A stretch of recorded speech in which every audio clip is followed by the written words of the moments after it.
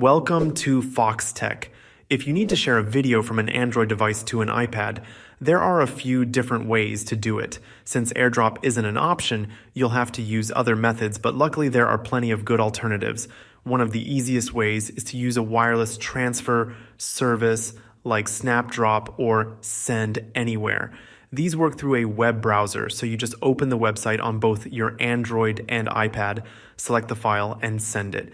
This method is fast and doesn't require any additional apps, making it a great option if both devices are connected to the same network. Another option is to use cloud storage. You can upload the video to Google Drive, Dropbox, or OneDrive, then open the same cloud app on your iPad and download the file.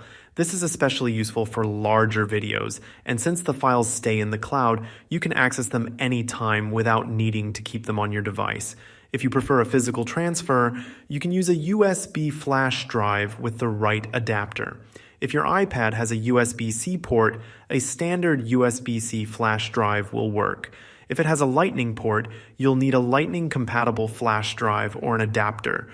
Connecting the Android device directly to the iPad to transfer files isn't really possible, but using a USB drive as a middle step gets the job done. You can also send the video through WhatsApp, Telegram, or email, and then download it on your iPad.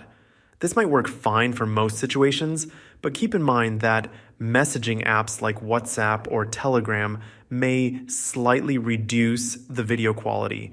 Also, since there's no official WhatsApp app for iPad, you'll have to use WhatsApp Web in a browser to access the file.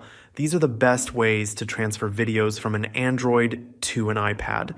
Let me know which one works best for you. If you found this helpful, be sure to like the video and subscribe to Foxtecc for more. See you later.